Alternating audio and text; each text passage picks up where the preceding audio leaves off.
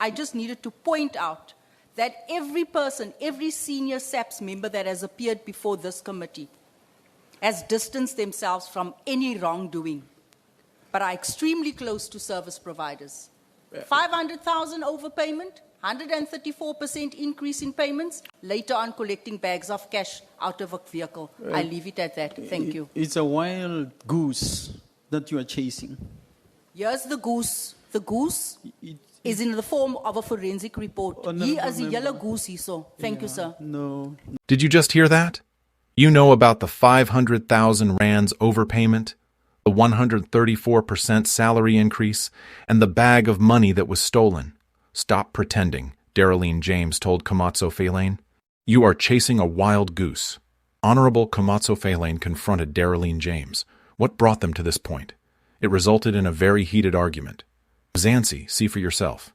Explain and respond to the reality that corruption has become so entrenched within the leadership of SAPS that even you today face a mountain of allegations. Honorable Member, anyone who is doing anything wrong or found to be doing anything wrong, whether it is me or any other senior manager, the law must take its course. What cannot be is that there are all these baseless allegations that are never supported by anything. I have faced, since 2009, allegations after allegations documented in my affidavit. They are yet to be proven. I am before court on 2 matters.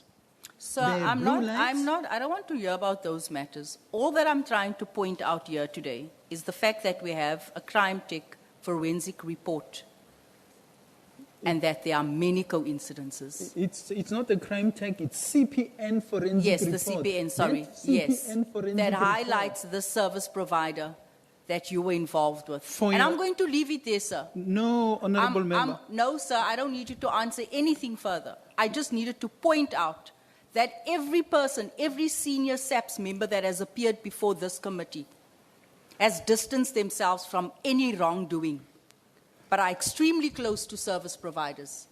500,000 overpayment, 134% increase in payments, later on collecting bags of cash out of a vehicle. I leave it at that. Thank you. It's a wild goose that you are chasing. Here's the goose. The goose is in the form of a forensic report. He is a yellow goose, he saw. Thank you, sir. No. You want to comment? I want to comment, Chair. You are allowed. Honorable Chair and Honorable Member, anyone who has got any evidence of wrongdoing on my part, I must be investigated. And if there is any wrongdoing on my part, I must be brought before court. Just quickly, I still have time, sir. Honorable, the very same report says that crime tech, right, never delivered services on several occasions. Earlier on, you said that this was value for money. And they were dealing... I was seeing the evidence leader whispering to you, it can't be true. There are no goods... Ad hoc committee. Yeah. Okay. Mr. Phahlane, Mr. McBride alleged before this committee that you received kickbacks from service providers contracted to SAPS. So today I'd just like to seek some clarity. You heard that, right? I did. Yeah. Yeah. Those. You know why we actually brought you here? Because when they said they were plotting against a general, we thought, no ways, we have to hear from you. Mm-hmm. And we thought that you were unfairly treated. Yeah. That's why you came here today. Mm-hmm. But now we've seen a different side. Mm-hmm. But anyway, while serving in SAPS, did you at any stage have direct or indirect contact with any SAPS service provider outside formal procurement, contractual or operational processes? The only service provider I had outside contractual will be criminalistic or crime, crime tech, when I sourced the services from that contractor of an interior designer. It is from that service provider or through that service provider that I procured the music system. Okay. At any point, did you receive any financial benefit, gift, service of any kind from a service provider contracted to SAPS? Did you get anything out of it? No, Nothing? no. Okay. You spoke earlier on about visiting Crime Tech. You just confirmed again, a SAP service provider, and that it later transpired that that employer that you mentioned right now of that company assisted in the installation of a very expensive sound system at your residence. You've confirmed that. You've said that, right? That I confirm. And that is okay. That is okay for a general to then, you know, take services from a service provider. It's okay. It's allowed at your level. Honorable Member, if this was using state funds, if I was drawing kickbacks, or if the service provider was doing me favors that I'm not paying for, it will be completely wrong. But I contracted that service provider as an interior designer. And because you see absolutely nothing wrong with that. Because it has got, this service provider has never rendered services to the South African Police Service as an interior designer. But it's a service provider, irrespective of what they do. The fact of the matter is it's a service provider. But service providers are human beings, and they do business in other areas, in private. So I really, if it is maybe a lapse on my part, I'll admit, but at the time, I did not see anything wrong because I paid for the services that I required. Okay, sir, so help me out here. Are you aware of the forensic? The last clip was just a tip of an iceberg. This is where the real grilling of Khomotso Phahlane even started. He was grilled from different angles until he started crying like a baby. Watch yourself. Lani, I asked you, where did you get this information from? These WhatsApps that you put in your document, which has now been referred to by Honorable Shongwe, where did you get it from? Did you get the permission? I got them from where you got those text messages that you were sharing with me. The text messages I shared with you, I told you where they come from. It comes from Matlala's telephone and the data on his phone, which was downloaded and retrieved by General Khumalo and his team with his consent. It was shown to all of us. That is why we could refer to it.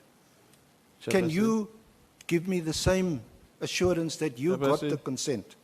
I'm not going to give assurance. I'm going to confirm that I got them in the same way that you got those WhatsApp messages.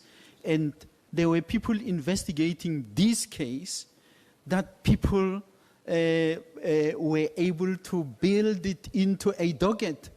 This comes, it's part of the docket, and you will have the privilege of talking to the the prosecutor who's coming here. And those questions, I'm going to leave them there. Now, I put it to you, and if that is your response, this was unlawfully obtained? Can we get Honorable Nombal? Chair, I thought you will intervene, but I think the evidence leader is abusing the platform. And he's not only abusing the platform, he's also abusing us as members of this committee. One, he is now prosecuting the witness. He is not leading evidence. Number two, they had an opportunity because he consulted with the witness. This is not an ambush. He knows these documents because they were brought to him before today's proceedings. So if he has questions over the authenticity of these documents, he was supposed to raise those questions during consultation, not here. Now, he waits for all of us to ask questions, and when we're done, he brings in new issues.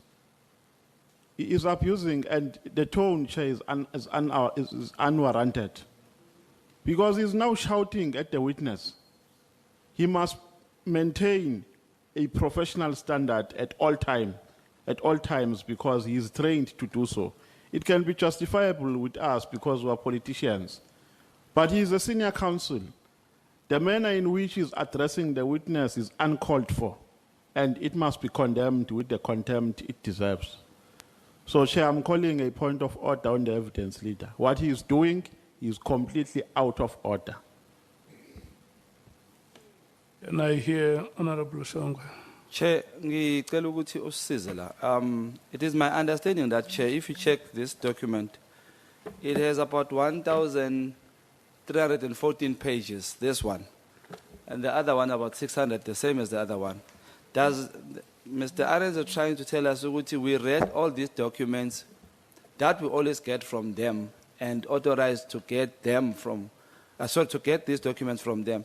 And I think he's here for one reason, that if we get the statement, we get a statement signed, an affidavit, and all the annexures from the SC. Is he telling ukuthi usifake inkinga nathi sesenkingeni for ukuthi siphatha ama-SMS ama-WhatsApp angekho emthethweni ngenxa yakhe? I think, Chair, that one we should see xoxe manje, because if we are now in trouble ukuthi siphethe ama-WhatsApp angekho emthethweni ubani wavumela utheza lakithi, because every document we get from him. So I don't understand this, Chair. Can we fix that, please? Can I get clarity as well? Honorable Matthews. Yeah, thank you, Chair. We've been sitting here hoping that you would intervene. So, number one, the first thing that our evidence leader, senior counsel, said when he started was that as the members of Parliament have been doing, he's not a member of Parliament. He's our evidence leader, and he's supposed to lead evidence. Number one. Again, we just spoke about this earlier, Chair. Again, the hostility in his voice on this is not neutral. And this is exactly what he did, the same thing when Honorable James brought these messages in here. And then to echo the same point, is that we can't be getting documents here that haven't gone through the screen and then to be questioning the witness here how he got the documents. They were distributed. We found them here on our table. We've been going in and out here. So we have evidence leaders that are not, I mean, the documents that we shared from Home Affairs, we were very clear that we got that through a whistleblower. There's some very private information in there and it mustn't be circulated publicly. So, Chair, you have to lead and you have to, we can't always be intervening on this. And perhaps the evidence leader right now, the senior counsel, he must rest. To answer that question in detail, because I happen to be a complainant in that case. Those who did the investigation and the prosecutor that dealt with the matter are better placed to answer it. So I am conflicted. I'm not going to go into that matter. Safe to say, there is nothing unlawful. Anyone who's arrested, his or her belongings are taken from that person. If that person is going to be detained in the cells, whether it is your belt, your tie, your shoelaces, whether you've got the cell phone, money, it gets removed from the person, and we don't need consent. That gets deposited into a prisoner's property register, SAP 22. So you don't need anyone's permission. I'll end there. As to the investigation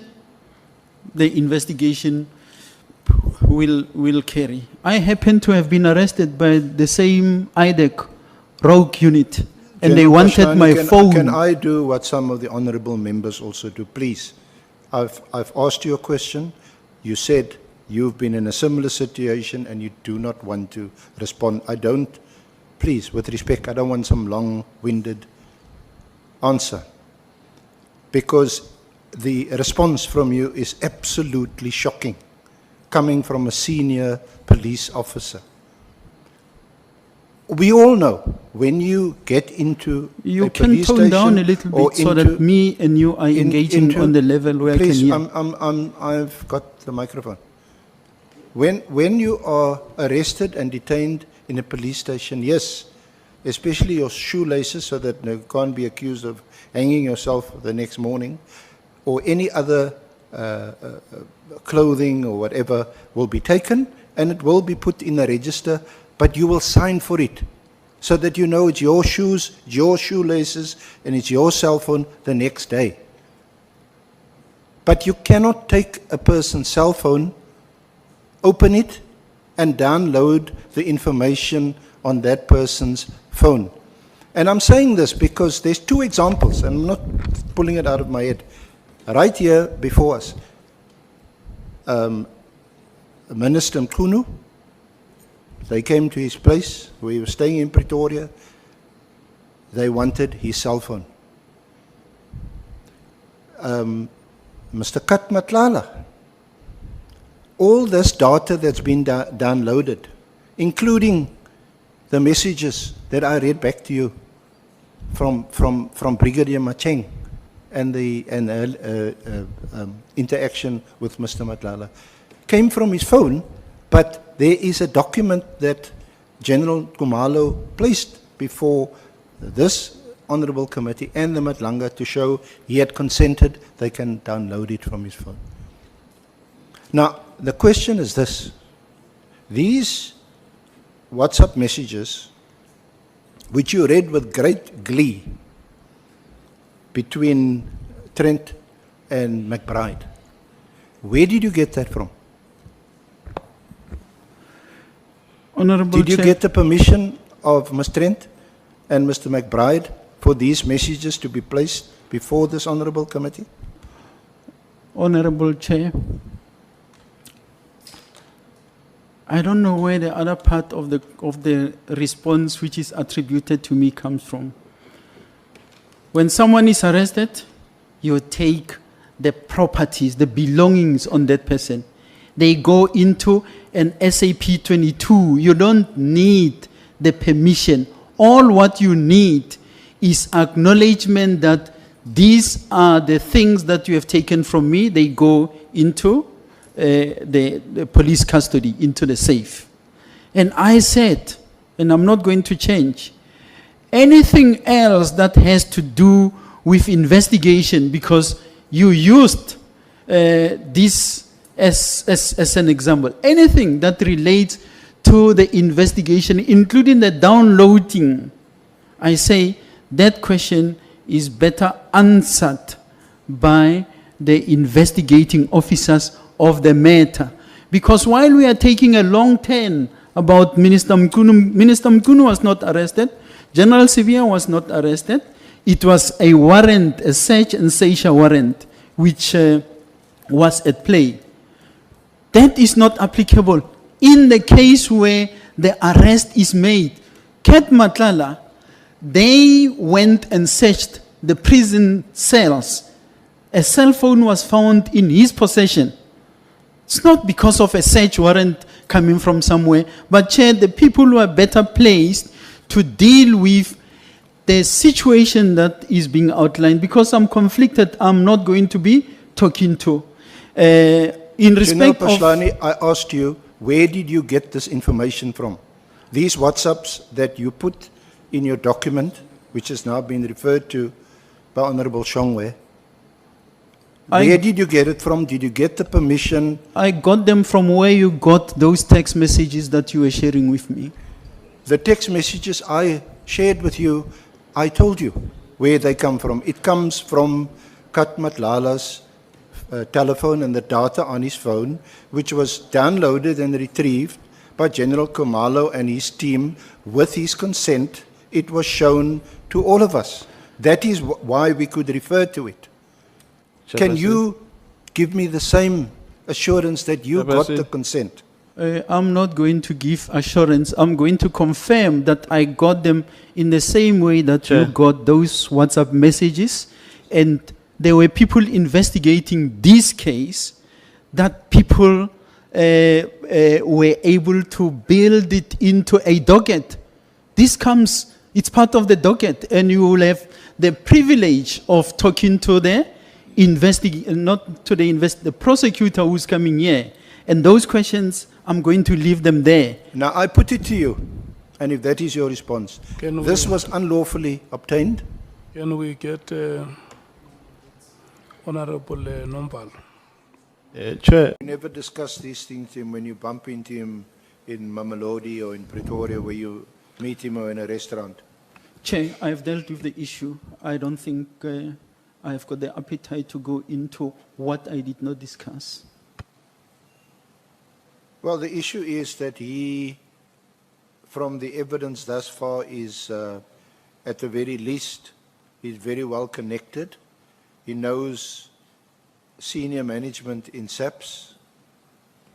He's an influential figure. And so are you. You held an influential, the most important position you held in SAPS just around about the time 2014, 2016, 2017 when he started almost infiltrating SAPS.